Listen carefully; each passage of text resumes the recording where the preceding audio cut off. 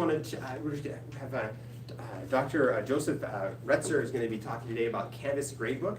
And so Dr. Retzer received his PhD from right here, UW-Milwaukee, and has over 20 years experience in market research and analytics. He has articles appearing in all kinds of journals, Journal of Econometrics and Quantitative Marketing and Economics, and then Decision Sciences. And he's currently a lecturer of business statistics. And he will be presenting today on his experience with Canvas Gradebooks in his large lecture courses. So thank you very much, Joseph, for coming. And take it away. I'll turn over control of the monitor to you. Okay. There we go. I think it should be the HDMI now. Give it a second to cycle through. Okay. There we go. Appropriate. Okay, well, good morning, everyone. Thanks, Lane. Good morning. Thank you all for braving the weather and coming down. I drove in from Grafton this morning, so I know what it was like. I'm going to talk today about my experiences with Canvas Gradebook.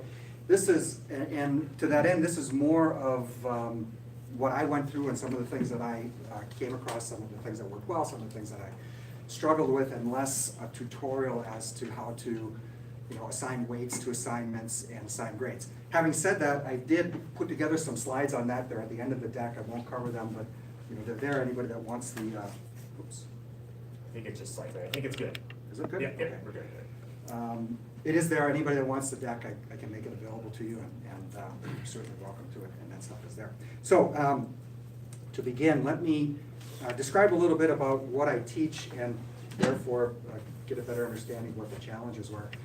I teach over in the Lubar School of Business. I teach a couple of mass lectures, an online class, and then depending on the semester, either a scholars class or an evening class on Introduction to Business Statistics.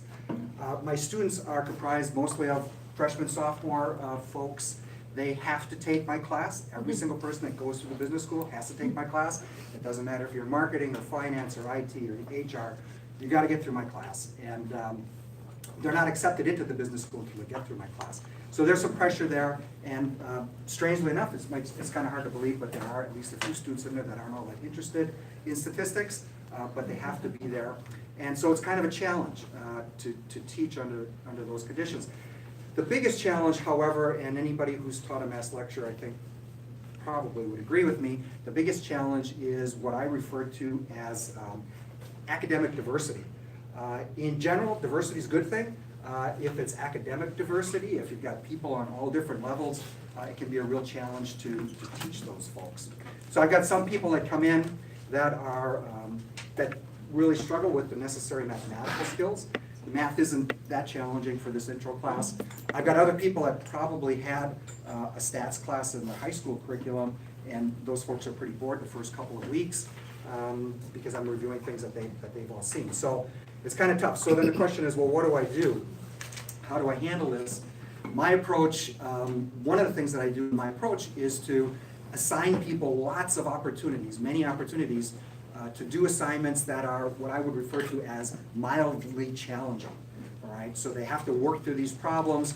They're not so difficult that people get discouraged and give up, but yet at the same time, they continue to build on their experiences. I can't get students to do that unless I offer credit for those projects. They won't do it on their own, which is perfectly understandable. And so that means there's a lot of things that have to go into the gradebook and have to be graded and taken care of in there. So I've got things like homeworks, quizzes, worksheets, exams. I've got 3 midterms and a final this semester.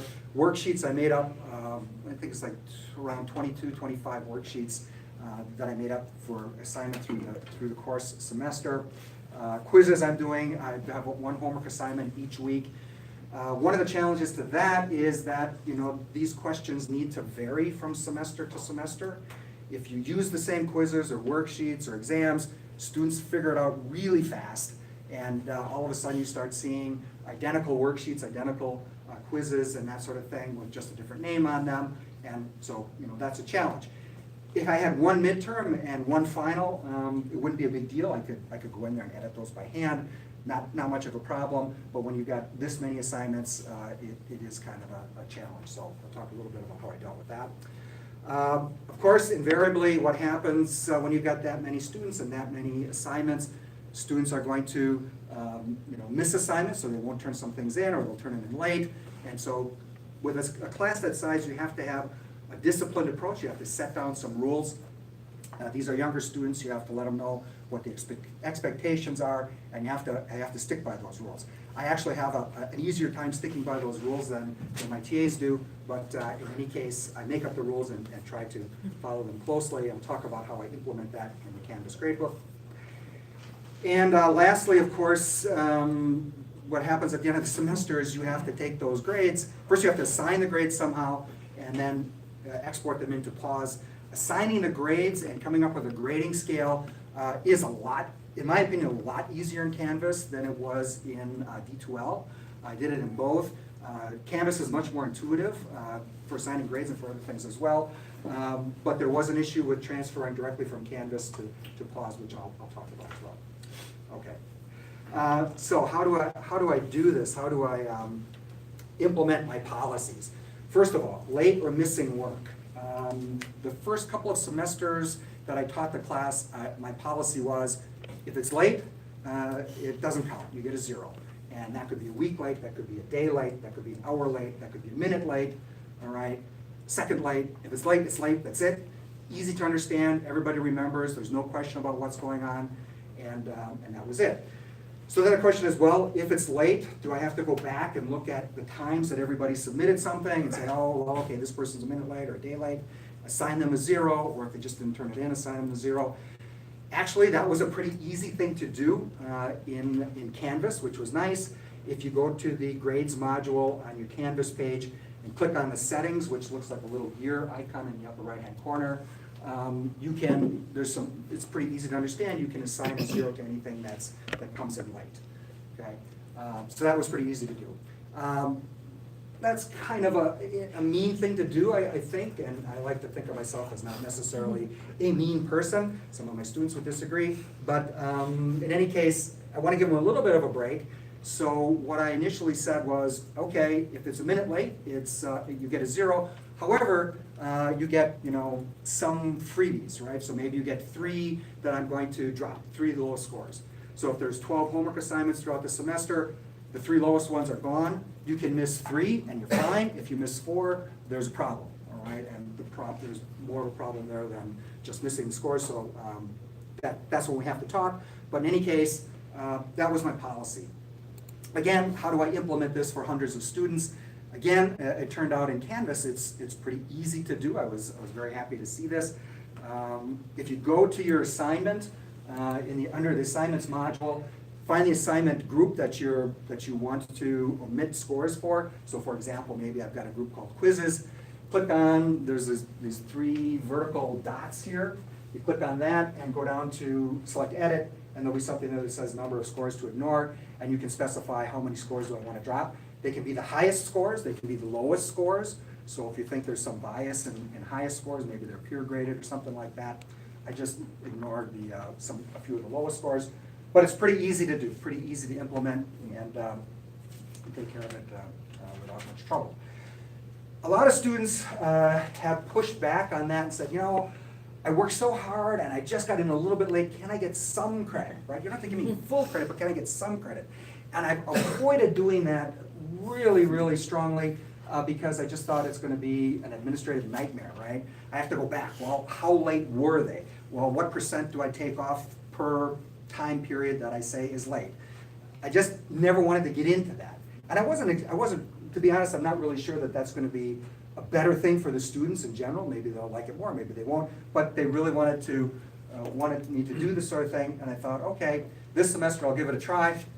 Basically because, again, it's pretty easy to do in Canvas.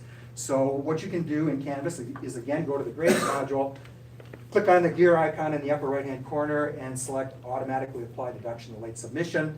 You can then say what the deduction is and how often it's applied in terms of, is that applied every hour, is it that it's late, or every day that it's late, or a week that it's late. My policy, just as an example, I take off 25% per day. So after 4 days, there's no point in trying to turn it in anymore. But it's very easy to set. Whether the students are going to like that better than me just dropping the ones that they missed, talk to me at the end of this semester and I'll have more information on that. But in any case, that was, again, a pretty easy thing to do. So I went ahead and did it. Some challenges, some other ways that I've addressed some of the challenges with this large-scale class is, and remember one of them was that I wanted to vary the questions from semester to semester. For homework problems, what I do is I use the companion software that comes with my textbook. So I'm using a textbook from Cengage. They have a software package called MindTap, which is built-in and easy to integrate into Canvas. So MindTap is easy to integrate from Cengage. I think that Launchpad from Macmillan has just come online. I haven't tried it yet, but that's another package. It's very nice because I can assign problems from the software package.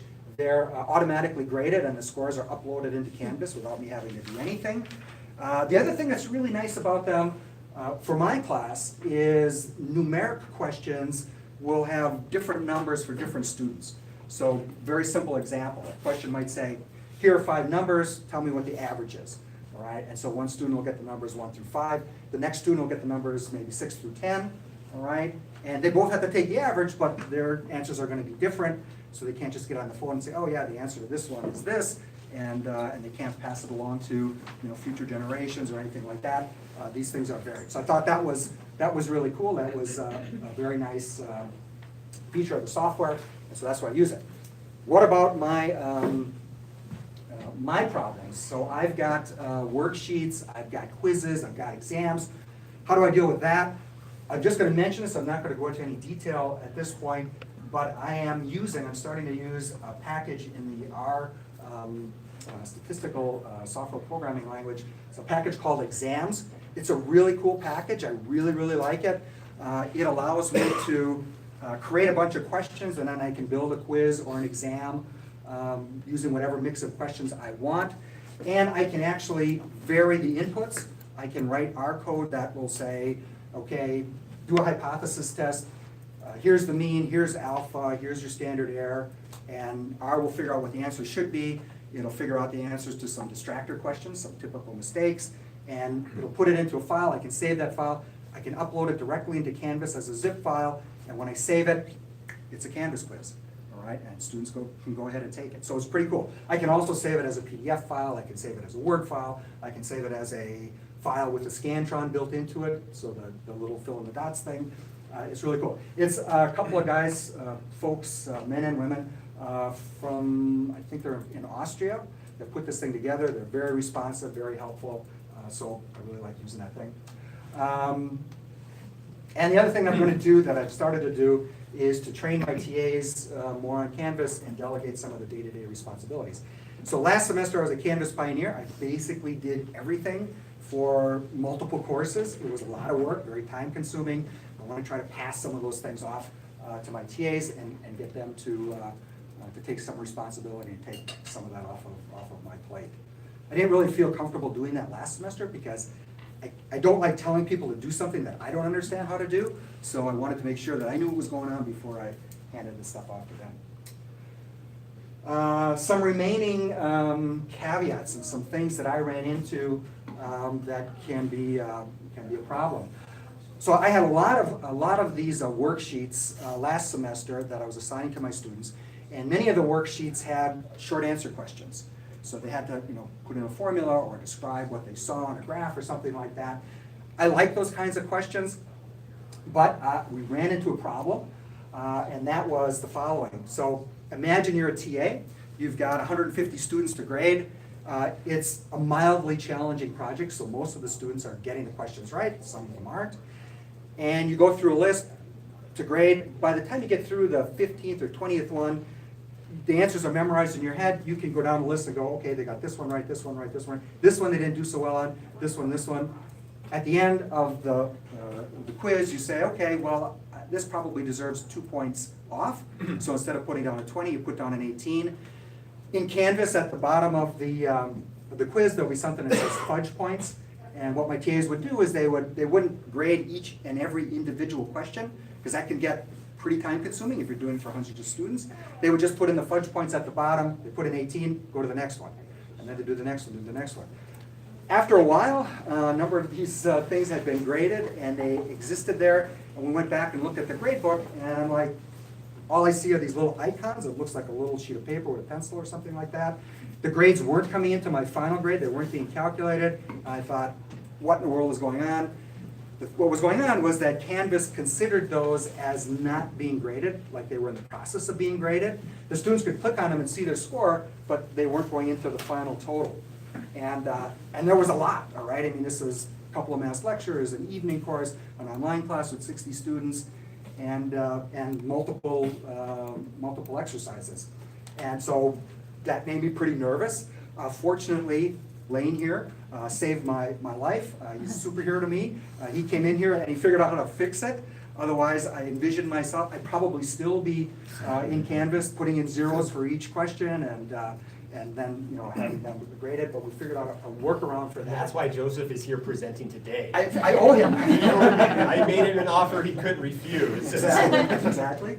And so that's what it was. Moving forward, what am I going to do? I'm going to try to recast as many of those questions as possible as multiple choice. Those are automatically graded in Canvas. I'm not real crazy about multiple choice, but I think it's a compromise you have to make with a large class. All right, it's a large class, it's an introductory class, so I'm going to change a lot of those into multiple choice. What else? The other thing that I noticed was, remember I said that in Canvas I was able to specify putting in a 0 for a missing or late assignment. I did notice at the end of the semester, you know, I scanned through all these hundreds of scores for all these students, and I noticed that occasionally I'd see a score that wasn't assigned a 0, and there was like a little dash there, which sort of means that Canvas doesn't think it exists. And I wasn't sure why that happened. I'm still not sure why that happened. It only happened on a few occasions, but it was a little bit of a problem to, you know, go through and figure out where those things were. I actually did a search on the worksheet to find where those were, and replaced it by 0. So my solution was to verify all the missing scores are assigned to 0. Why is that a problem? In Canvas, and I think this is true in D2L as well, there's a total score that's at the end of the worksheet. And if something doesn't exist as far as Canvas is concerned, it's not being considered in the overall score. And then you get a score that can be misleading. Also, the score that goes into my final grade calculations is off as well. I just put in a real simple example to show what I mean. Here I've got, from one student, I've got 3 exams. Exam 1, Exam 2, and a final. And I've also got, these are DC1, DC2, these are data camp assignments. Each one is worth 20 points. One of them is missing, so there's no score there. So as far as Canvas is concerned, it doesn't exist. Exams get a 90% weight, data camp assignments get a 10% weight. They're just making this up. So for this particular student, they would take these 3, take the average of those scores, divide it by 3, get the average, multiply by 0.9. Here, it says, hey, there's only 2 data camp assignments. They're both 18s, even though this person didn't submit the second one. They should have got a 0 on it. So they take the average of those 2, and they get, what, a 90% average for that, multiplied by 0.1, and the score is 0.84. If correctly I had a 0 in there, then there's really 3 scores here, and this should be a 0 out of 20. And so when I take the average of this by dividing by 3, I get 60%, not 90%, and this only has a 10% weight, so it doesn't have a big impact, but it does have an impact that drops down to 0.81, and you know that's the score that these guys really should have got. And so I got to be really careful about that, and I try to do so. So that's another challenge. One last challenge, and this is a big one. This is a really big one, and I'm hoping that this gets taken care of. And that is, we really need to get a link to pause installed. Okay, so there's no link to pause installed at this point. What did I do last time? I did this, and I got the instructions for it, so it wasn't like I had to figure this out on my own. I downloaded my spreadsheets into, it was either an Excel or a CSV file, I don't remember. I had to do some editing of that file. I had to cut and paste and put it into a template. Then I had to upload that new file into D2L. In D2L, I had to set up the grading scheme, which is it's really nice and easy in Canvas, but I had to do it in D2L again. I had to activate that course in D2L, upload it, set up the grading scheme, and then once all that was done, then I exported it into PAWS, and then I had to do that 4 times, right? Because I had 2 mass lectures, a night class last semester, and then the online class. So no fun. That was no fun at all. And so I'm really hoping that the programmers or whoever's implementing this stuff gets this thing to work. We're hoping that too. This semester. Okay, good. It is not within CETL's control. I know, but I we're absolutely. doing all we can to encourage Okay. them to get that done. That would be fantastic. Okay, because actually assigning weights to the assignments and creating the grades and that sort of thing, it's really easy, especially in Canvas. I think it's much easier, much more, maybe not easy is not the word, much more intuitive, I think, in Canvas and straightforward than in D2L. So when I found out I had to go back to D2L, I was disappointed. Yeah. Okay, so yeah, that's. Awesome. Thank you so much. You're welcome. Appreciate that. Any questions?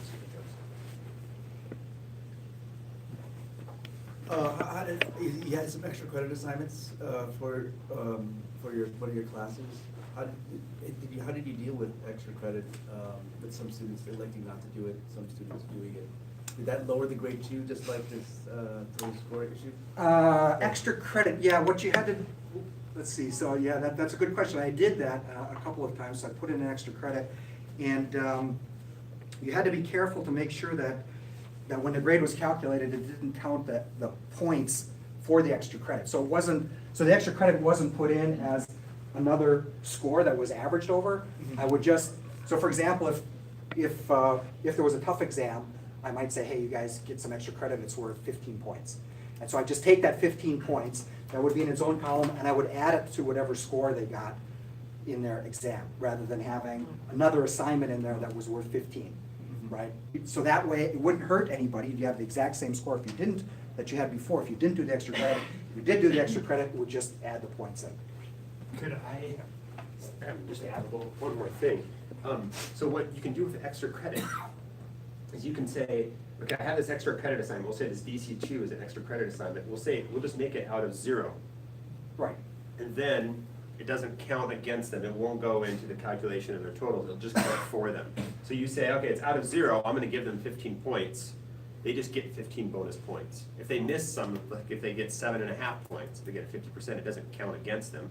They just get 7.5 extra points. So that's kind of the nice thing in Canvas. You don't have to set it as extra credit or as bonus like you did in D2L. You just make the assignment worth 0, and you give them whatever points you want. When you grade it, you just give them You just give them points. Yep. and that way you can have an assignment that gets its own column. Yeah, yep, and it's a bonus assignment, or you can just, like, you can say, oh, this exam was really hard, it's worth 20, I'm just gonna give them a couple extra points, because, everyone it was really hard quiz, and I'm gonna say, everyone gets a bonus point of 2, and so you can just give them 2 more points, and so they get 22 out of 20. So Okay, they can, so that's your fudge points. that's your fudge points, yep, Yep. absolutely. What you can't use is to grade, but you can use it to fudge, Yep. absolutely. Yep. But with regard to extra point, I don't know if this is a question or something, but does it make sense to have the sum of the weights instead of 100%, like make 105%? Like, so 5% is extra credit, so that if they do some extra work and then give additional 5 points, if they don't do, just 100% just counts. Yep. I don't know, I set up that way for now. I don't know how they will work out at the end of the semester, but Yep, that will work, exactly. That will work. What I try to do is I try to make the grading as transparent as possible. If I say, okay, you got 105%, then I have students struggling to understand, well, what does that mean exactly? And Yeah. they're in my office with their attorneys and trying to figure out what I did and what I didn't do. And so I try to, hey, they take these points, I add them to your score. And you can get more than 100% on that score, but still the weights are 100%. Yeah, but that would work, for sure, yeah. That's a really good observation about the attorneys, or at least coming in with a spreadsheet saying, now, why did I lose these points? Yes. They're extra credit. Yes. I'm just being nice. Yeah, absolutely, that's really good. I have a question. Sure. You had mentioned that you were going to move to more multiple choice. Have you played around with fill in the blanks And how difficult, and maybe not you, maybe somebody else in the room, how difficult is it to set parameters to have them automatically score when there's a, Yes, that's really, MindTap actually does that, right? So you can have a question and you can say, the answer is 45.73, and if it's 45.7, they'll still get the credit. If it's 45.8, maybe they won't, something like that. I haven't gone down that path yet, all right, because in MindTap, it's there, it already works that way. I would be doing it in my R package, my exams package, and then, right now, I'm really just getting it up and running. And so it's gonna be strictly multiple choice. Down the road, that's a great idea. I probably would. Can look I into add to that? We had quizzes last semester in it, and it had to be exactly the word that you were looking for. Yep. Or you had a bank of words that you were looking for. So, I did patho-pharm last semester in nursing, and if I was looking for a certain word and they put a period after it, it would count it as wrong. Or if they misspelt it, it would count it as wrong. Or if it was like a two-part word and they decided to hyphen versus have the word together, it would count it as incorrect. So you have to be very careful of what you're looking for wording-wise afterwards, because it can count, the correct answer is incorrect. Is it case sensitive? I don't remember if it was case sensitive. And you can add, but you can add multiple like Yes. versions of it, Yes, like. but you have to add that to be correct for the student. However, though, if you go back and add that as a correct answer, it will repopulate everything that was incorrect and give them the right answer though. Oh, cool. So like I went back and edited afterwards and it repopulated the question that ended up being right after I added the other alternative spelling for it, or other alternative answer. So if you go in and you see a student has it wrong. Yes. And then you say, oh, this is the right answer, Yes. it'll go back in and it'll correct. Yeah, as long as I everything. read, yep, as long as I get, yep, so that worked for me last semester. With 400 students, I wouldn't wanna. Right, and that was it was 100 and some odd students. Even that's still, yeah, exactly. So seriously. You can do matching questions, Yes. that's another option. And matching and multiple choice. You can, there's a variety of formats that you can choose from in the exams package, but again, I've only experimented so far with the multiple choice. And once Yeah. that works all right, then I'll expand and add that maybe next Yeah, semester. question up front. Yeah, I have a large class as you have, I have, more than 100. So it's very difficult to, get the score to there. I try to import the score to Canvas, but I couldn't find the way how to do this, How do you do this? So- You try to import. So if it's like an assignment outside of Canvas, and they gotta turn in, I'll create an assignment in Canvas, and I'll say, you have to upload your document, so maybe it's a Word document or a PDF So you, document. if you get the exam, if you got the exam. Oh, okay, well, the exams, if it's an online exam, then all of the multiple choice are automatically graded, right? I mean, not online, you get the, we got the result from testing center. How you import those scores to Canvas. It's actually pretty easy. I say, TAs, you gotta get these scores in Canvas. Wow. If it's purely written, then I would set up an assignment where the submission has to be an upload. And then they have one chance to upload, it has to be in a particular format. I can actually specify what formats are acceptable. And then, the TAs go through with SpeedGrader, and then they look at the assignments, and then they assign a number of points. That is a standalone file, so it's not the problem of having the little boxes where you have to put in the numbers. They can go through the exam and say, okay, this is what I think they should get, and just put the number at the bottom.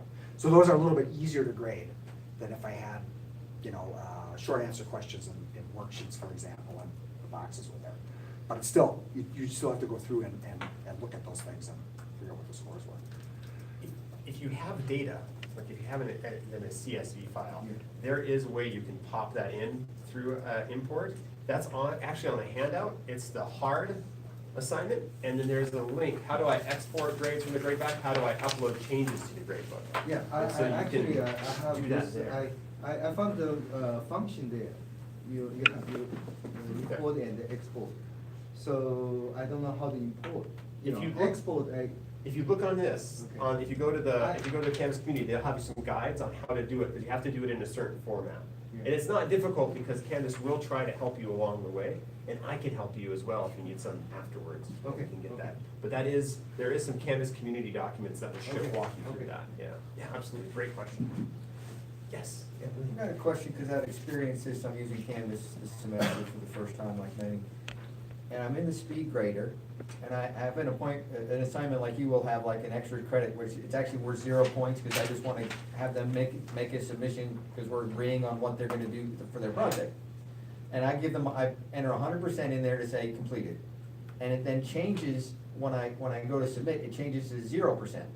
And I don't know if anybody else has experienced this, where and then I have to and I've only got 14 students so it's easy for me to keep track. But then I have to go in and manually in the gradebook and change it in the gradebook part, but I'm going in the speed grader and I put a number in and the speed grader changes. I've seen some anomalies, some things that were kind of strange. That particular one, I haven't seen, but maybe my TAs might have. Okay. But Yeah, I have to, that's again, one of those things where I have to look at it Yeah, in that's, particular. maybe because I'm yeah. worried that, for a course like yours with 300, you can't take the time. When I've got 14 students, I'm like, I wanna make sure everything is right. Right. Yeah. And so. And the other thing that I do, and I tell my students at the beginning of the semester, is keep track of your scores in Canvas. And make sure that everything looks okay. If something doesn't look okay, first point of contact is your TA, because they're entering it in. And, if you can't get a satisfactory answer, then of course talk to me. But that's my other way of monitoring. Okay, so I did have, you said, hey, I put in grade all missing assignments as 0. Yep. And you have one of these, like, oh, hey, this still showed as a dash. Yep. Did it show up as pink when you did that? Would it still show as missing, but Wasn't it hasn't figured, okay, it wasn't pink, all right, that's, It was just a dash. it was just a dash, Yeah. all right, that's good. And I don't remember exactly how I saw one towards the end of the spreadsheet, and I thought, why is that like that? Yeah. And then I went through the entire spreadsheet, and I thought, there was a handful, it wasn't a lot, but there was some there. And I just thought- have seen that before as well. It was pink in that instance, but it was like it would go through the entire assignment and it'd give, I had about 120 students in there, and it'd give most of them the zeros, but it's just 1 or 2, maybe 3, that it would be blank. So I think it's really good to like reinforce, hey, you just need to go through and just look. You can scan it and see those, that there's not a 0, but So, it's so good to check when I it. clicked on it, I think it turns pink if it recognizes it as missing, and if Yes. it don't say missing as Yeah. 0. Ah, And so what happened, so in those cases, I would click on that and go to Speed Grader, and the button for missing was not checked. It was, I don't remember exactly what was checked, but it wasn't even recognized as missing. It was like, Yeah, I found this also, that's the solution. And, I something, but I think that it's very easy now. I found this, you can, I think they had before, is the automatic apply the grades to missing, submission. and I did that. You can set the 0%, 10%, 50%, something. And I did that, but again, That's where it was. occasionally that didn't do what I wanted. Here's my, Yes. Go ahead, Susan. so, assign whatever to missing assignments is 0 is global, correct? Yes. Yes. So here's my question, when you have in-class, low stakes assignments and you have to manually enter the grades, but you put a date in it, as soon as the date hits, it's missing. Right. Then you have 1,000 emails. I was in class, so is there a way I suppose you could just not date the in-class assignments, that would take care of that. But you can't assign that per group, right, the 0? A 0, no, you can do by Yeah. section, not by group. Section, what does that mean? So it's a slightly different, it's a slightly different divider within Canvas, and that at UW-Milwaukee is set by the registrar's office. Oh, okay, So yeah, we it's- can't make our own You sections. can't do that, yeah. Okay. One last question, and then I'm gonna have to let Joseph go. He has to teach a class in like 15 minutes, so, yes. I was just gonna ask if it had to do with how you set the dates, whether you got a dash or not. Oh, So if you can set a close date, and then you can set a date that it no longer even appears. Right. and they can no longer submit. And so does that have anything to do with I whether you would've get a s- pink box or a dash? Right, I would have suspected that as well, except that, it's for a single student or maybe a couple of students, and the rest of the students, everything worked fine.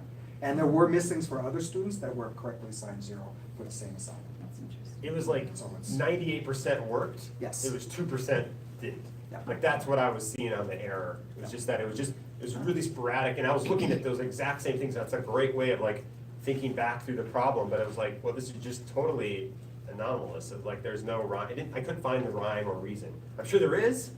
Maybe the Yes. last name of their, the second letter of their last name might be the one that triggers it within the code, but I just couldn't figure it out what the pattern I was. wonder if the student might have done something on their end, attempted to enter something but didn't finish it. That could be something too. Yeah. I mean, but being that it's so random. But I do have to let Joseph go. He's been really a great presenter. I really appreciate his time. Thank you very much.